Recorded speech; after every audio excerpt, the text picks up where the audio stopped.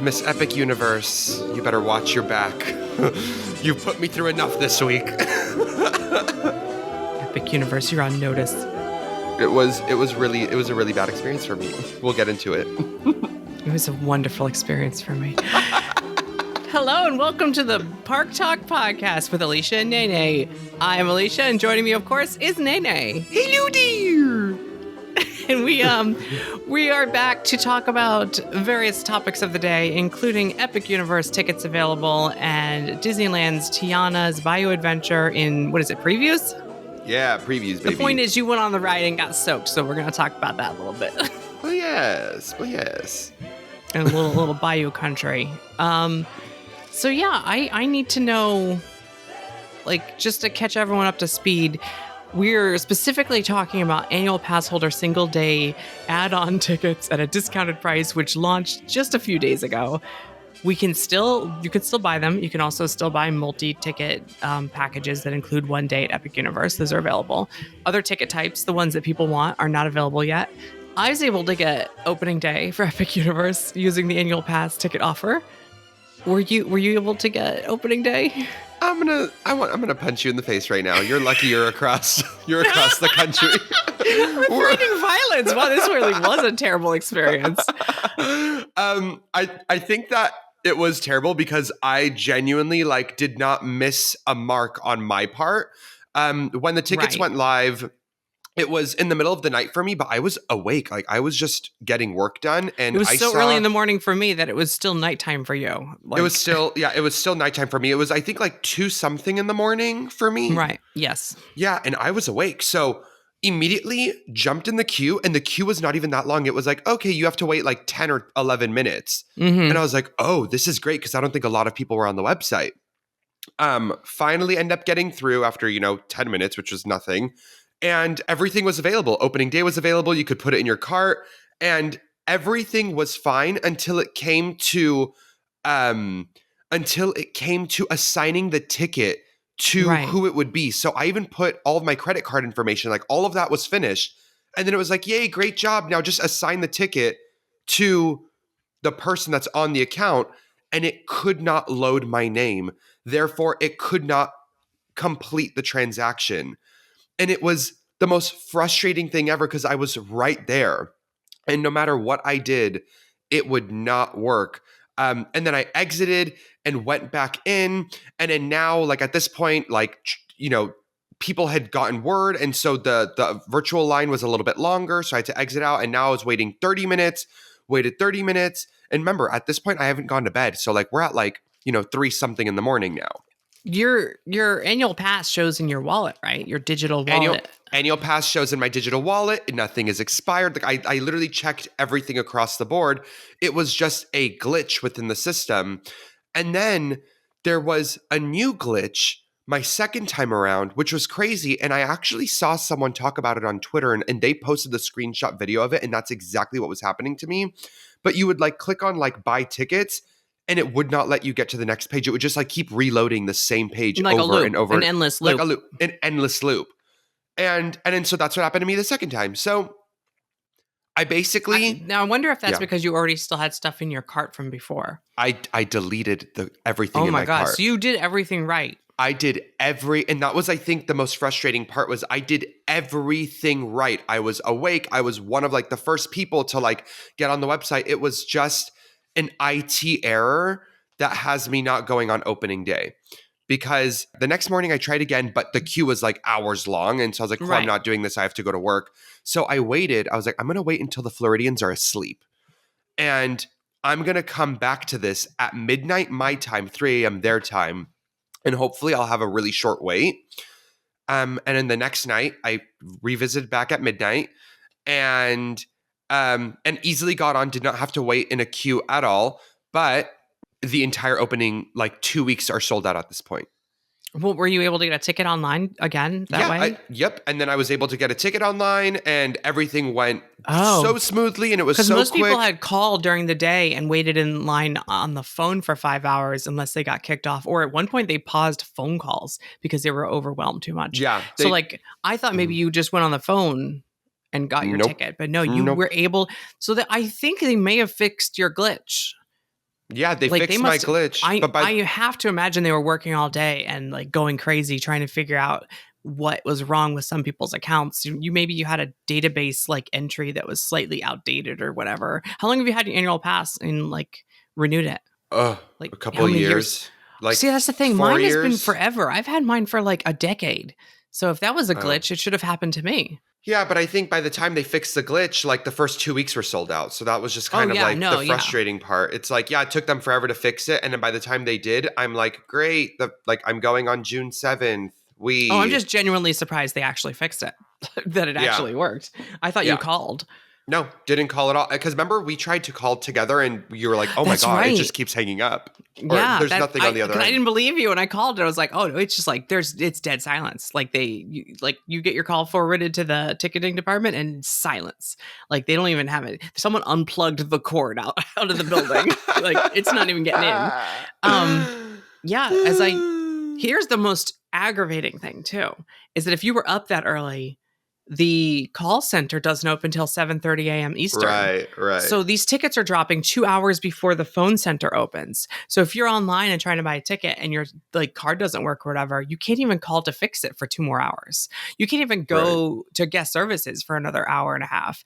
Like the even City Walk guest services wasn't open yet. You couldn't park and go and fix your ticket. And by the time you could, 1 hour later, it was a big on the header on the webpage. It said they were sold out of opening day, although that technically wasn't true because they kept having more available. But they thought, and if you called and went in person, like opening day was sold out. Like they were locked out of it, but people on the website were still able to get it every once in a while. So it's even more aggravating that if you had a glitch and you went in person, you still wouldn't have been able to get opening day, even if people online could. Yeah. And then that like one tweet where like a person was able to get opening day like 24 hours later. 24 hours later. And I was like, wait, that should have been me, but it's okay. Absurd. Yeah. Absurd. So, I think that it was very frustrating, obviously, because like I slept at like 4:30 in the morning and had to wake up like 2 hours later, and also had no tickets to show for my lack of sleep. But it is what it is. What ticket? What is your first day? It's in June? My first day, it's June 7th. There were earlier tickets available, but because obviously I live in LA and I have to fly in, like I had to. The earliest day that I could was June 7th. And also a couple questions. So, are you able to get multiple AP tickets? Like, can you just get as many as endless. You are? Yeah. It's 6 per transaction, but then once you're done, you go back and make another transaction, and it's 1 per annual pass per day available. So as long as there's an availability for a day, you can get a pass for that day up to 6 months worth of tickets. So my thing right now where I'm like, I don't know what I want to do is like, I don't know whether or not I should buy a second day or not. Cause I don't know if this is going to be a 2-day park or a 1-day park. And I can't this is figure a that out. 2-day park for the first 6 months. Absolutely. Because you got to think. But I'm not doing Mario Kart. I'm not doing Mario Kart. Well, that's true. You're not doing Mario Kart. One ride. You're not doing one ride. And Yoshi, I'm like, okay, like I mean, Yoshi's cute, but it's like definitely like not on the priority list. I did the touring plans for the upcoming unofficial guide, and all of them I said you have to pick whether you want to do Donkey Kong or Yoshi. There's no time to do both. It is an either or situation. Because there's not enough time in the day. And I know both of those have not the best capacity. So do you want the semi-thrill, scary looking one or the kid-friendly one, even though both have the same height requirement? That's crazy. So you got to pick and choose. No, I would say wanting to be able to sit and enjoy a meal for an hour and be able to do some exploration and shops and things and take photos. Like I know me, and I'm going to need at least 2 days because, well, I'm going to need 2 months, but yeah. So here's my story. I had an alarm set for after when the tickets dropped. However, my child wanted to wake up at 3:30 in the morning and start screaming and crying. So we're trying to get the child to go back to sleep. And finally, after like an hour of screaming and crying, we finally got her to calm down. And I'm about to go back to bed. And I'm like, well, I'm going to get up in an hour anyway. Might as well just get up now. I don't want to sleep through the tickets that might be dropping, because the multi-day tickets 2 days earlier had dropped about 6 a.m. It was like 6:15 or something. So Yeah. I'm thinking in my mind, I'll get up at like 5:30. It'll drop at 6. I'll be like hitting refresh at like a quarter till 6 until 6 until it drops. Yeah. I go and I finally get situated, and I sit down at the computer, and like I make a joke tweet about like F5. Everyone hit F5 over and over again, and it loads 2 minutes later, like 2 minutes after I sit down at the computer. And I buy tickets, and within like 90 seconds, I have the opening day to Epic Universe. So thank you, Haley, for screaming at 3:30 in the morning. And I also bought tickets for me and Ian. We weren't able to put our tickets onto the same wallet. It's so funny. Like they say, just add all your annual passes to one wallet. And it's like, you don't have a system like Disney does. There's no way to remove yourself from your vacation planning and put it on someone else's. I'd have to call and talk to someone. And even when people did, people called the helpline and said, can I take this person off of their account and put them onto my wallet so that when I go buy tickets? And you know what they were told more than 24 hours in advance? They were told, as long as you have the barcode number from the back of their card, you'll be able to purchase the annual pass special add-on Epic Universe tickets for them. And then the night before, which is like less than 8 hours before the tickets dropped, they changed the frequently asked questions. They edited answers on the Facebook group, and they posted some things online and said, actually, all tickets must be in the wallet to be able to purchase these tickets for them. And all those people that had called in the like 2 days prior were given wrong information, and they thought they were fine. So when they logged on in the morning and they had the like physical annual pass in their hand and they're ready to type in a number, they were out of luck. I gotta beat that. So because I had seen the frequently asked questions update the night before, I logged into my account on one web browser and logged into his account on one other web browser, because I don't trust him. And that way I could buy both our tickets. I bought mine within 90 seconds, and I bought his within 2 minutes. So in the first 5 minutes, I had opening day tickets for both of us as two separate transactions, because I couldn't. And to pull this off, I was copying and pasting like my credit card info from a notepad on my desktop, which is definitely a bad idea. It's so weird because, and I feel like just the internet feels this as a whole. But when I saw that you got opening day tickets, there was almost something relieved inside of me where I was like, okay, well, like, honestly, like, at least Alicia got them. And she's like the only person who really, really, truly deserves to be there on opening day. So I was almost like a little like relinquished on my end. I was like, okay, well, you know, it is what it is. But at least Alicia got them. That makes me happy. That's the thing. I felt that because all week I'm stressing out, not because I want opening day tickets, but because I know I have to get opening day tickets. There's no decision here. I have no free will on this. This is something that has to happen. The universe demands that I be there on opening day, whether I want to or not. Luckily, I usually do like to be at things on opening day. I've never been to a theme park on opening day. I usually do the previews and then I go a couple weeks later. So this will be a first for me, but I've gone to, like every new ride opening day for the last like 7 years, and it's been amazing. So this is like, instead of waiting 10 hours for Hagrid, I get to wait for a whole theme park, and that's kind of fun. Yeah, I think the universe is just, all of us are just so happy for you, and we're so happy that you're going. And like, I'm so glad that you had like such a seamless, like ideal experience, because truly, I believe that the universe made that happen for you. I really thank you. Thank you. And thank you, universe. I did everything I could to try to make it as fast and easy as possible. But at the same time, like, I thought I'm only stressed about me being up in time, or maybe my Wi-Fi breaks. Like, I'm worried about all the things I could do wrong. I didn't even stop to think that Universal's online system sucks, and that sometimes people doing everything right still get screwed. I think I talked about it on our ParkTalk podcast, but I tried to get tickets for me and Ian and Jen for the the annual pass appreciation night. Pass holder appreciation night, and it's a free night, and you get to like go on the rides with low weights and stuff.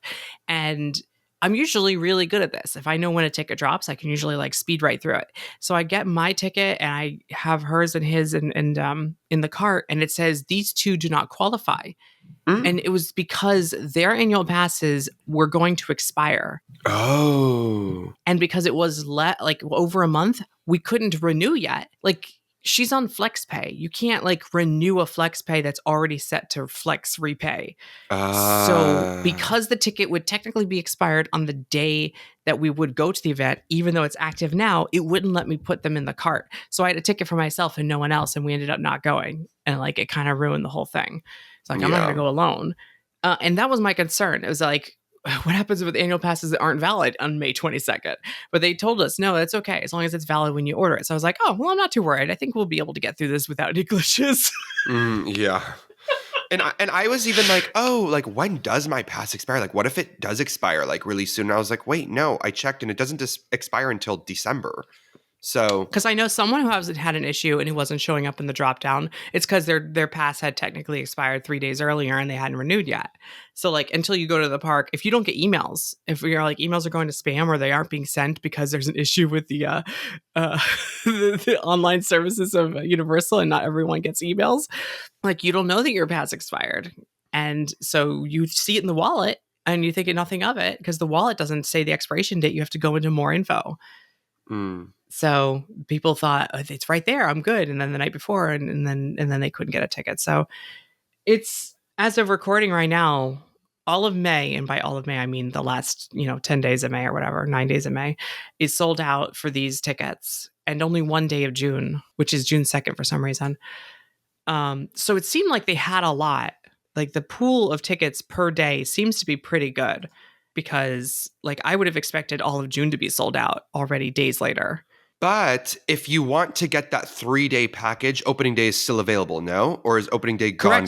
No, opening day, opening week, actually every day is available if you buy a multi-day ticket. And the way the multi-day ticket works is you could buy a 3-day multi-day ticket, which gives you 2 days at the original 2 parks and 1 day at Epic Universe. You have a 5-day floating window.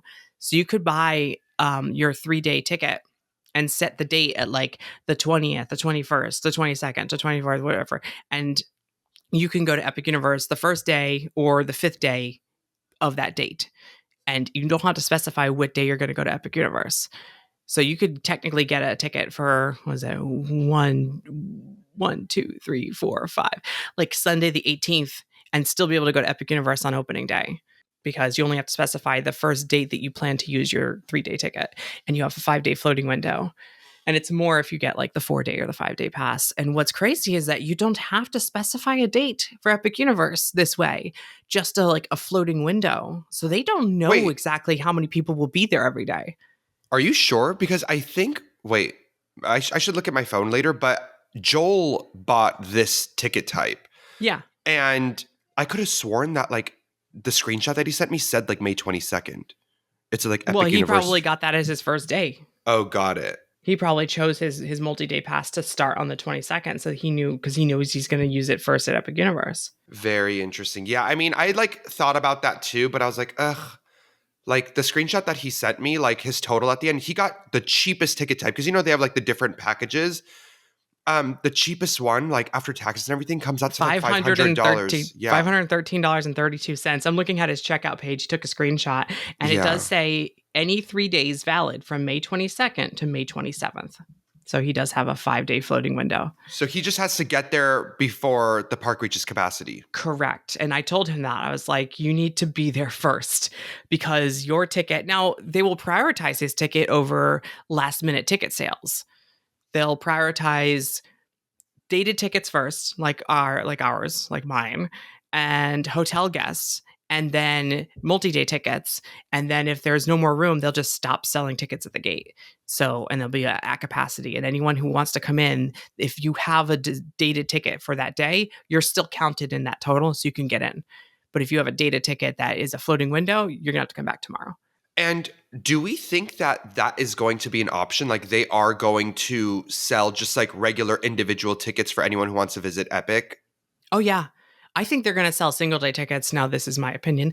In the next few months, I think if the multi day tickets don't sell out, because again, they have their own pool, just like the annual pass tickets had their own pool, they can decrease the pool of single day tickets based on multi day ticket sales and increase multi day tickets. Like if they're selling like hotcakes, keep selling them. We make way more money when people are buying the other two parks.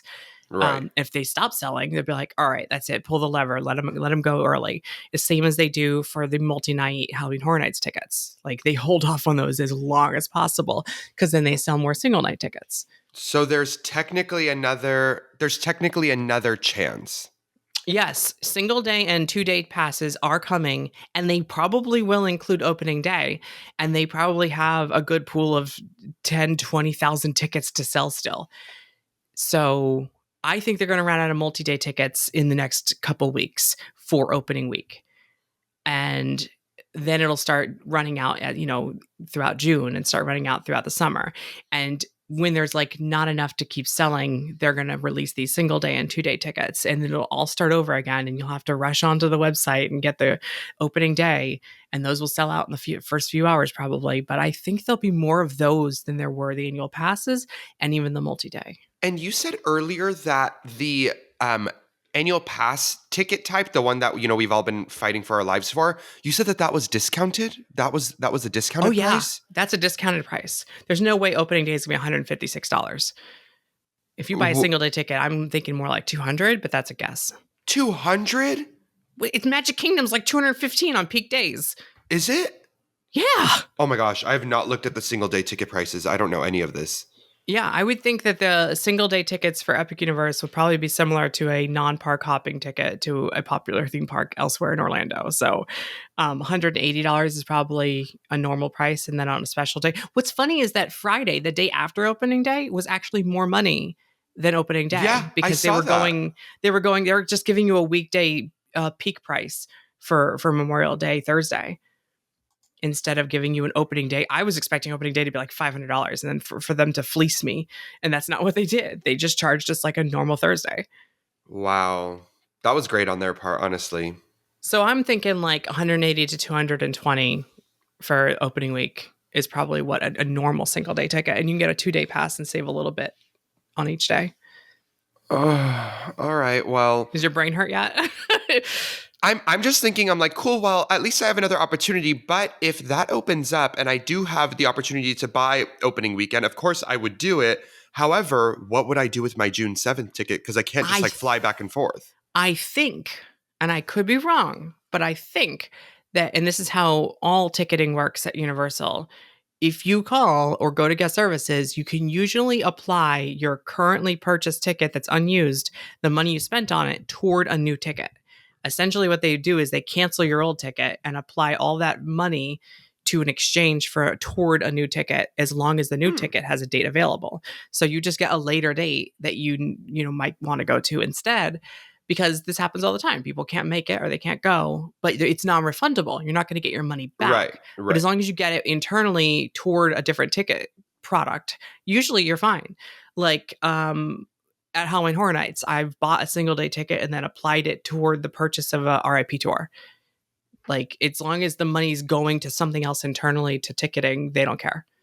But in that case, you would have to call to have that happen. And let's be honest, like when these single day tickets or 2-day tickets go on sale, it's going to be 2 in the morning. Just wait a few days. You just don't do it the day that something's dropping. Like, as long as it's but they're going to sell out. They'll sell out in a second. No, I mean, don't apply it to a ticket later. Apply it to a ticket in July or August or something. Oh, that's what I mean. Buy the single day ticket fresh for opening day the second it pops up, and then take your ticket you're not going to use for a week later or 2 weeks later, and use that towards something else you're going to purchase later. Cool. And then are you able to just like call and like move your date? Like be like, oh, well, can I just move my date to a different date?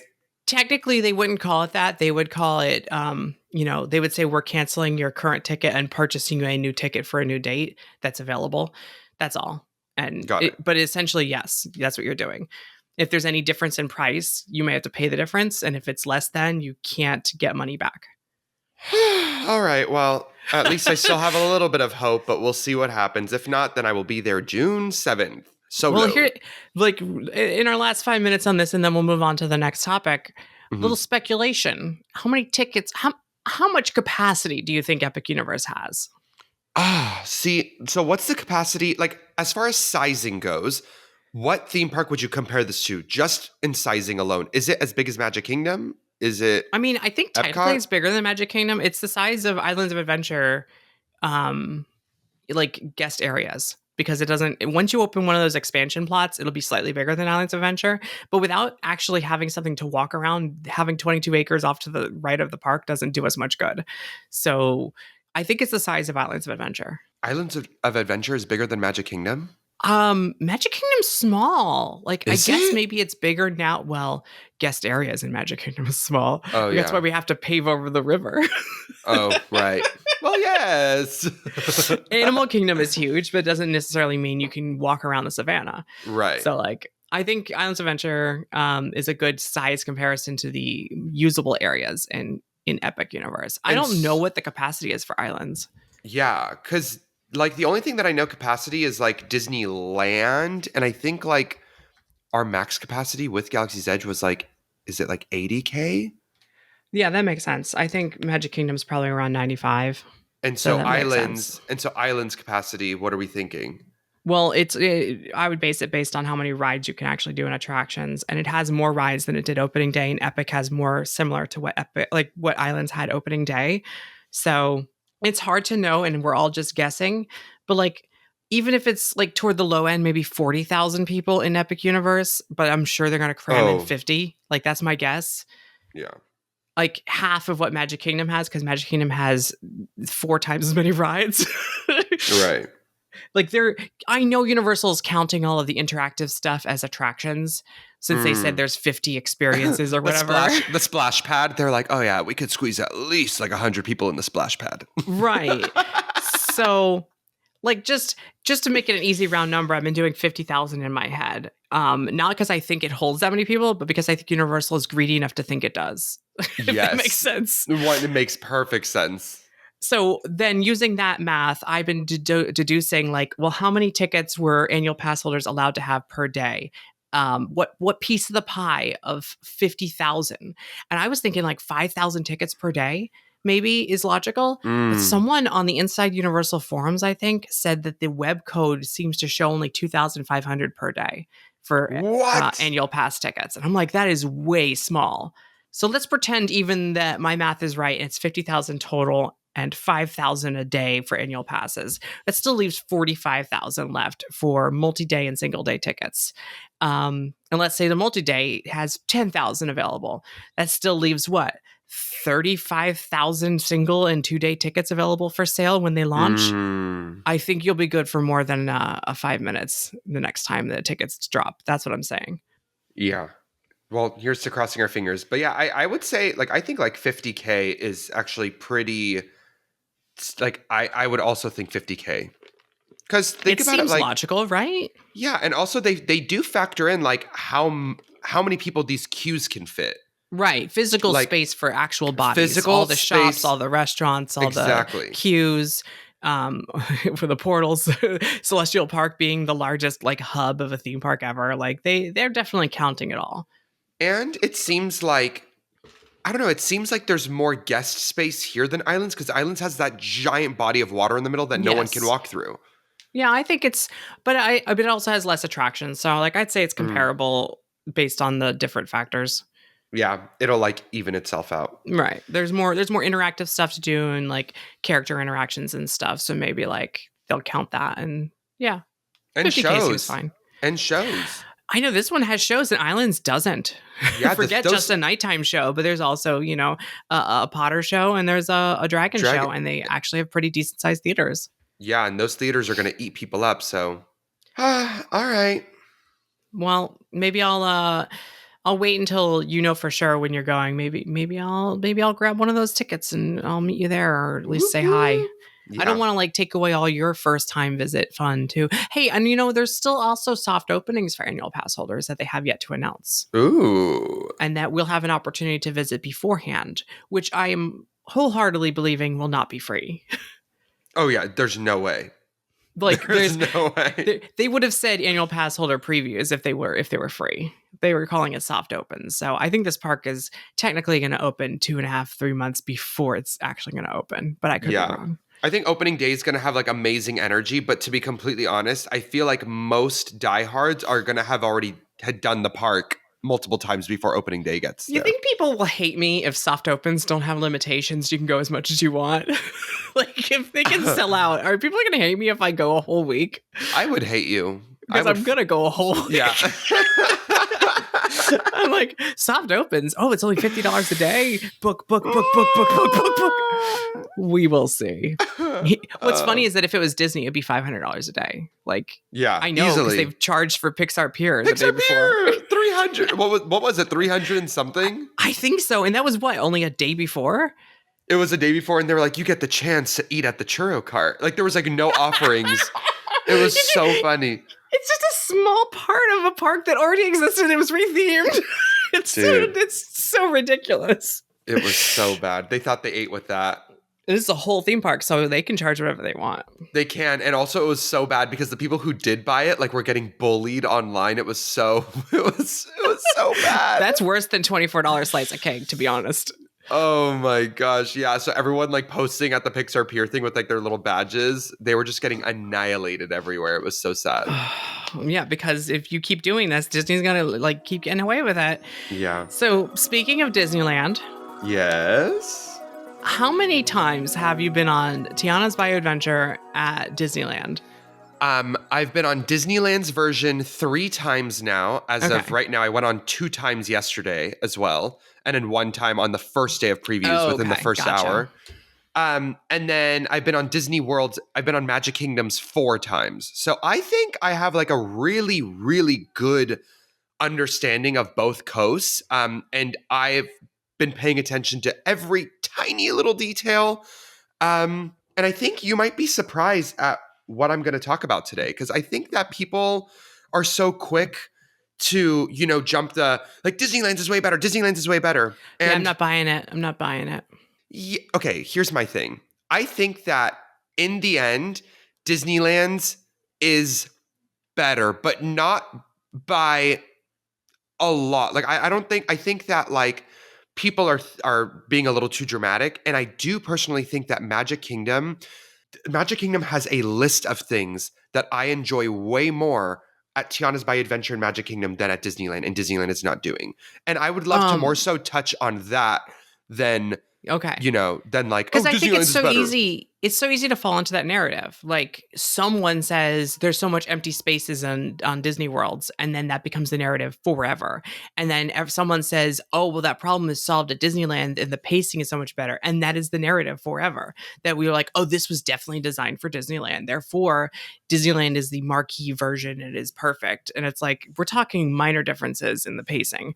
What I'd like to know, because I, as someone who's never been to Disneyland Park or Disneyland Resort or your version of Splash Mountain, what is up with the log, and which do you prefer as far as ride seating goes between the two coasts? I hate Disneyland's seating. I hate Disneyland's log. I hate it. And it's so funny because it's like Space Mountain and Splash Mountain are reversed on each coast.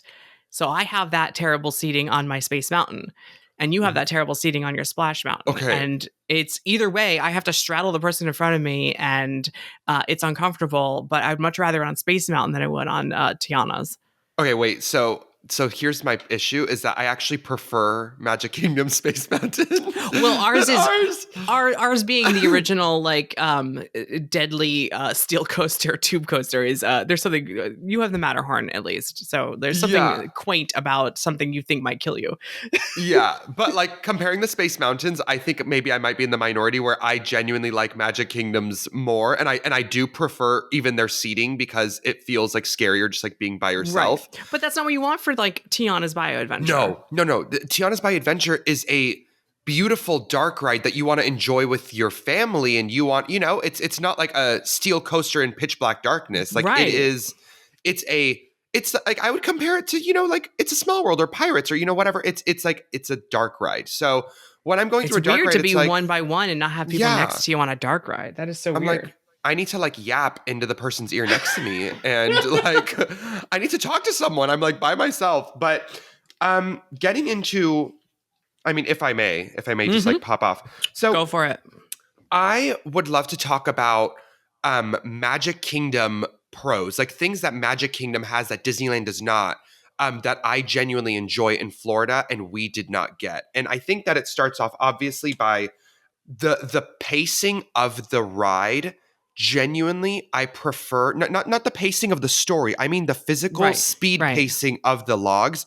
I enjoy way more in Magic Kingdom. Interesting. I at Disneyland, you're talking like actual water flow speed? Actual water flow speed. At Disneyland, I cannot, like, you cannot digest these scenes before moving on to the next. It is so stressful. Like, I get it that there's no gaps, and I get it that the story just goes bing, bing, bing, bing, bing, like one onto the next. But I need to be able to fully digest the scene before leaving the scene. And at Disneyland, I'm like fighting for my life, like turning around and looking at everything. And by the time I'm out of the scene, I don't feel like I fully grasped everything that had to be offered in that room. Whereas in Magic Kingdom, like you really feel the room before you exit. And in one of the scenes, if anyone wants to go back and watch any of the POVs for Disneyland, like you really see it in the scene. Tiana, in one of the scenes, has to start her line before you even enter the room, so that she can finish the line by the time you're out of the room. Wow. Because the logs are moving so fast. It's so funny because people complain about Magic Kingdom where you see them on a loop waiting for your boat to arrive close enough to start their spiel. And they're like, couldn't we have like done a better in-between or something or whatever? Like she's not noticing us until we're right up on her. So like it's going slow enough that we're having the opposite problem. But I think the loops in between are fine. Like she's just like doing her own thing. And then she's like, hey, y'all, like it's fine. I'm fine with it. But like I would much rather our version where you have time to approach her than have her start before we get there. I agree. Because at least like I can stare at the animatronic for, a couple seconds and really get to like take her in before, she does her thing. And like it's like right before the bunny hill drop and Tiana's like, we got to keep searching high and low. And Louis goes, how low can I go? So that is the, like our animatronics are situated a little bit differently. Like she's sitting on the log and that's the scene where literally she begins her lines before you get there. And obviously they have different phrases that they say. Is that the scene in the Christmas ornament I was looking at? Yes. Where all the characters are jumbled together on the ornament, and in your version and mine, they're separated by like 10 feet. Yes, exactly. Okay. And of course, she has different phrases that she says in that scene, but there's a couple of them where she begins, she's talking, and I can't see her. We're not there yet. And it's because some lines are longer than others. Some of the alternate lines are all like longer. So exactly. It depends on which one you get. Okay. So the pacing of the boats themselves, it's really hard to digest this attraction at Disneyland. And I think that it's one of those where it's like, well, damn, you gotta ride it like at least 3 or 4 times to fully grasp, the animatronics. And even like the critter band, the first critter band and Tiana, they're right across from each other.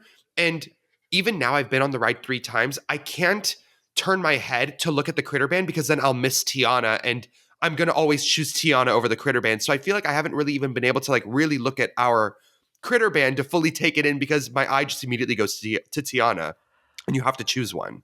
Okay, so if we're making a list, that's a ride vehicle and pace vehicle speed is for speed. Magic Kingdom. Right. The story pacing at Disneyland is definitely better, but the ride pacing at Disney World is way better. The next thing is going to be water. And I know this might be silly, or, people might be like, looking at me like, Brandon, are you crazy? But I'm so sorry.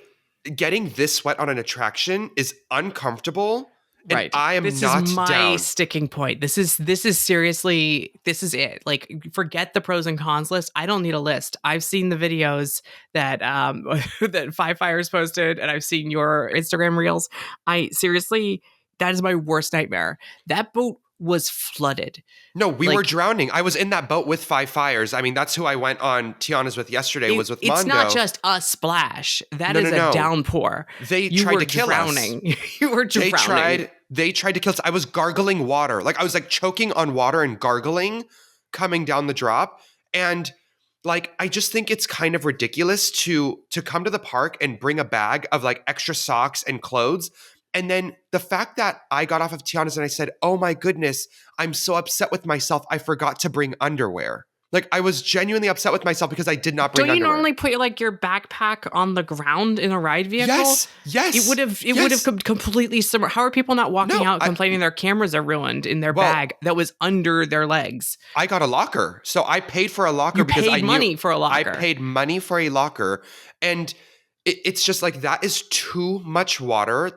I'm uncomfortable. And honestly, it's to the point where it brings down the quality of my experience on the ride because I'm so miserable afterwards. So I'm just trying to give Magic Kingdom the benefit of the doubt. They spent years making that carve out in the front of the log just to disperse the water so you don't get absolutely soaked. Like that was the whole point. Like Dudley Do Rights at Islands Adventure is supposed to get you soaked. They pour water on your head.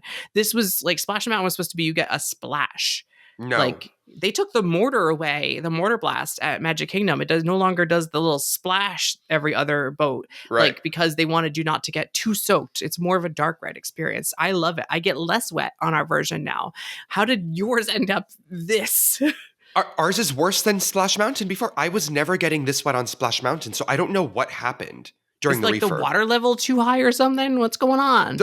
So there's a couple things where I definitely just feel like the water level is too high or the water pressure is too high. And you can even see it with our like waterfall on the main drop. Obviously, we know that the water running down the main drop is just a show element, right?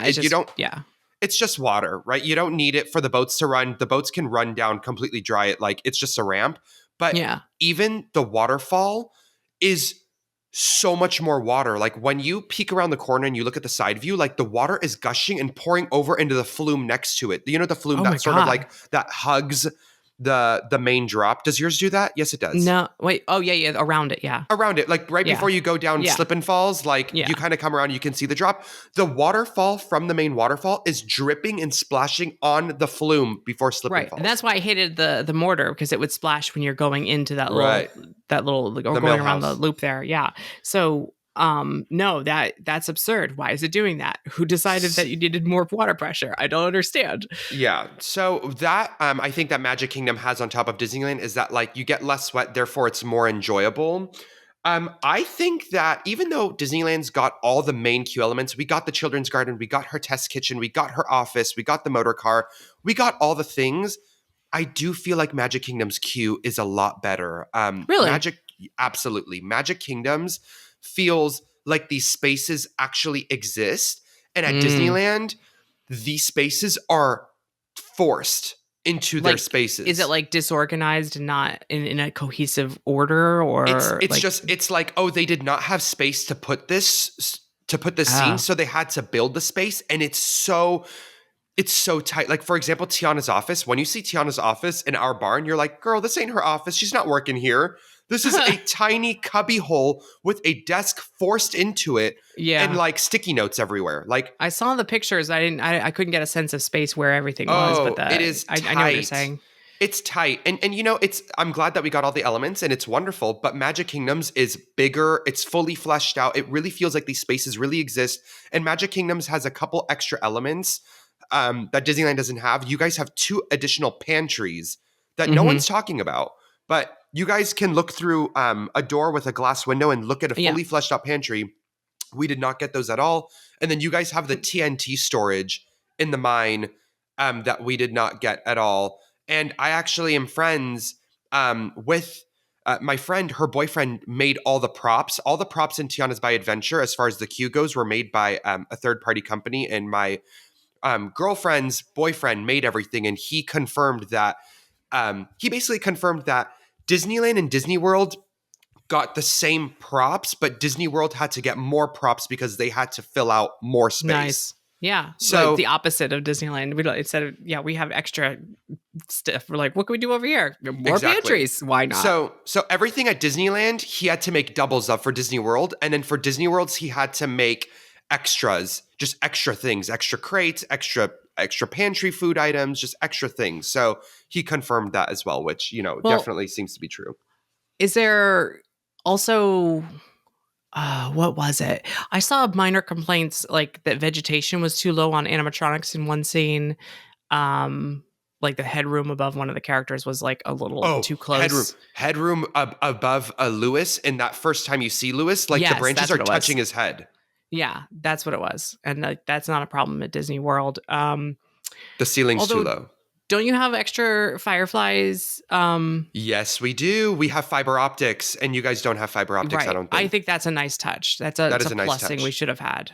Yeah, we have fiber optics, and I don't know if this was done on purpose or if it's maybe just like the AC or like the wind current, but like there's air almost blowing on the fiber optics, so it looks like the fiber optics are jiggling, which makes it look like fireflies are like swarming around, which I really did like. I don't know if that's on purpose. It's probably on purpose because that's a trick Disney's done before where they purposely put wind right on something so that it looks like it's like it looks like they have animatronics that way. Yeah. like they spent money. Yeah. So I do love the fiber optics. That was one thing with Magic Kingdoms where I was like, how do you not have fiber optics and you're trying to achieve fireflies? Like it is the oldest trick in the book and it's wonderful. So we have that. However, if we're going to talk about lighting, I think that we have big issues with our lighting. Some of the animatronics are lit so poorly. You can definitely see it with Lottie in the finale. You cannot see her face. Like, they like she has such harsh shadows on her face that you cannot see her. Eudora also has really bad lighting, but Lottie's is really bad. Whereas in Magic Kingdom, the animatronics I feel like are lit a little bit better. Well, and it's also preview, so that could be tweaked. Yeah, it could be tweaked. That's an easy fix. Hopefully the water can be decreased as well. I think that the biggest thing that Magic Kingdom has on Disneyland, which I don't really see a lot of people talking about, is I don't know what you want to call it now, but it's the old laughing place. Mm-hmm. The club. The club. Ours is bad. Like, are we gonna discuss how bad? Yes, it's not good. There's no. They completely. I guess there was a lot of what do you call it? Water mold or what would you call it when they're like mildew damage, whatever.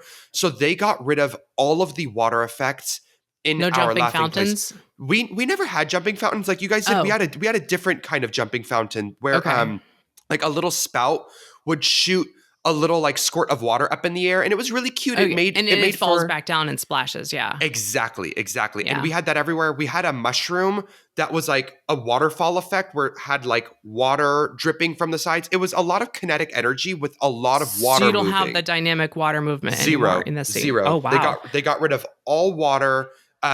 In fact, the scenes are not even like flooded anymore. Like it's just very dry. It's very dry.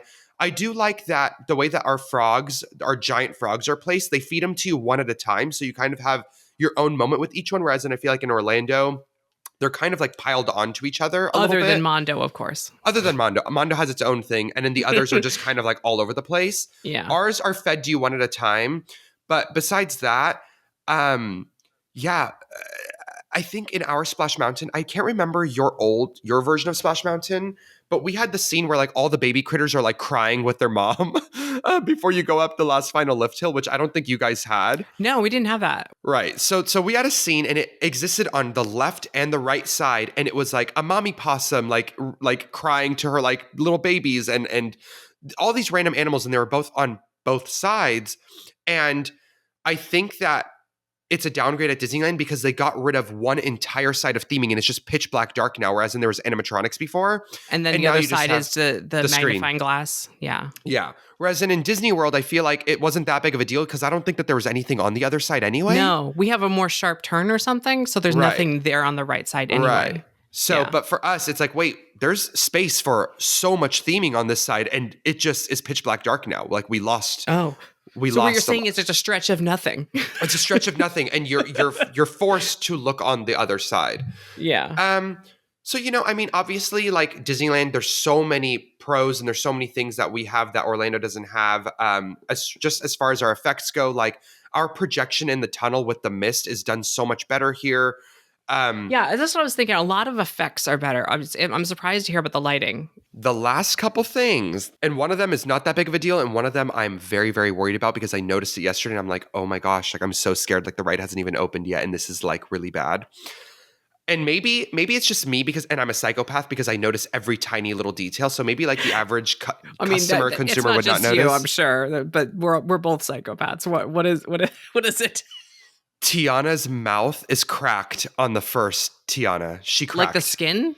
The skin yesterday. Oh, wow. It was she didn't crack on. She wasn't cracked on Monday, but if you look at her mouth in the Millhouse going up, her left, our right. Yeah. The corner of her silicone is already cracked. Oh, that reminds me. Is there like an enclosed sequence at the start of the ride like we were talking about? What enclosed sequence? You were saying that like after load, there's something enclosed sequence that you did used to be enclosed and you could see it from the queue. Yes. That's not after load. That is after, is it called Slip and Falls?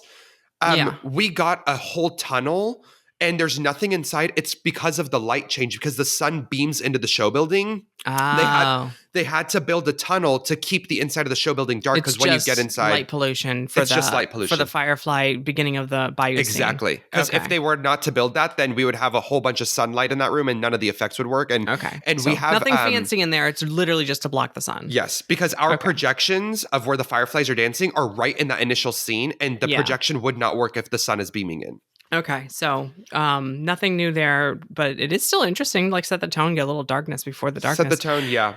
So Tiana's and then your face, Tiana's cracking already, yeah. Yeah, silicone mouth is cracking, which is kind of unfortunate, and it's not that big of a deal. Like you can't really see it too much. I just saw it because I'm crazy, so maybe like the average person won't notice. I mean, you're complaining about that, but that can easily be fixed. Like I'm complaining that they left the screw into the rockwork and chain for where Brer Frog on his rocking chair was sitting on the first lift hill. Oh yeah. And it's like, why did you leave the chain? Just get some bolt cutters out there and remove the chain. No one needs to see that. It's so weird that they left the safety harness chain for the Brer Frog. I'm sorry, Tiana, I'll pay attention to you in a minute. I'm staring at where there used to be a character and it's distracting me. So little things like that, I feel like they'll never fix in Magic Kingdom. At least your skin can be replaced. Yeah, and I know that they've probably made a lot of those silicone faces, and they're probably just like ready to be replaced, like if they need to. I just don't know how far they're gonna let it get before they replace it. Like, are they gonna wait for her to like look like absolutely haggard before they use one of those silicone faces? No idea. Or I wonder if they could repair it. I assume that won't last we got 2 weeks until grand opening. I'd have to imagine they fix it by then. I hope so. And the last thing, which this is so minor, and it's really not that big of a deal, but it's a little touch that Magic Kingdom has that, I'm like, okay, well, I would have liked that too, is, oh God, it's so dumb to even have me complaining about this, but. No, this is what we do. Come on, do it. Like when the ride is over and like you're done with Mama Odie and you're basically like the ride is over, you're just basically rolling back into the station. Magic Kingdom still like put a little something in there. You still see there's still another frog or two. We have another frog with the eyes. Another frog, and then you have posters everywhere. Yeah, we have the posters for the different musicians. This is where there used to be the 3 sayings on the wall. It's satisfactual, right. It used to have, in our version, like had 3 different walls with different words on it. Now we have the posters. What is yours? Yeah, so nothing. Okay. We have literally nothing. Like after Mama Odie, the ride is over. There is not a single thing for you to look at. Back in the day with Splash Mountain, there was an animatronic owl with a little screen, which was so fun because you could view your ride photo in the attraction and they would project it on the screen. Yeah. They got rid of the effect way before Splash closed. Like they got rid of the screen like probably in Splash's last year of operation. But they kept the owl, to my understanding. So there was at least like something, just like one thing for you to look at. But the owl moved, right? The owl moved. It was I don't know if you would call it an animatronic, maybe just a moving. No, because it had audio sync to it as well. Oh, there you go. But these frogs are just static figures, right? So it's like, give me a frog. Give me a frog. Okay. Look, as much as I love, what is he, an armadillo? With the umbrella. What's his face? Yeah. He's fabulous. I love him. Yes. But these static figures with the eyes, with the Haunted Mansion eyes that follow you, feel so lazy. Yeah. Feel so 100%. filler. the times that he's on there, I'm like, we're passing him by and you can't help but look at him and look at his eye following you, and I guess it's doing the job. But it's so weird that like on ours, like there's just another frog that's clearly from the same mold with the eyes that follow you, and it's like, I guess it's better than nothing. Like all there was before was just words on the wall, but like it feels, it's kind of like the pile of vegetables that look like Lewis. Like, why? Right. No, why? I know. I know. I know it's nice to have something here, and there's so much like money spent on the inside scenes. Right. But why like, that? Why is there a alligator shaped like peppers? Like I don't understand. It's creative. I mean, it doesn't look like a real armadillo. It looks like a 3-foot armadillo made out of moss. Like I don't understand the artistic intent. It doesn't match the style of the real critters. And it kind of takes me out of it because like we have real live animals. Why are these frogs static? And I think that like, obviously not all moving figures are made the same, and you could still do a really cheap moving figure. Like, I mean, for Mondo example, is a pretty good moving figure that has only like one repeating motion that moves his head and his hands. That's it. I think you can even go cheaper than him. Like, for example, and I know this is crazy, but you know, like the frogs in the DreamWorks play area, and don't they like open their mouth and like there's like a harsh line? They've hinged metal. You can do that. Like, I'd be fine with that. Like, even if we got that and it wasn't, like we don't need to do latex. Like, it can be, you know, we have a Figaro animatronic in our fantasy fair in Disneyland, which is the same style. Like, it has like the hard hinge mouth, and it's more of an exterior animatronic. Right. It's fine. It's meant for outdoors. It's meant to be rained on. But at the end of the day, at least it still moves. And I think that we could have at least gotten that. Like maybe even if the frog didn't move itself, but its eyes blinked, like its eyelids came down and clapped down. Yeah. Even that, like that would have been appreciated. But the static weird, figures.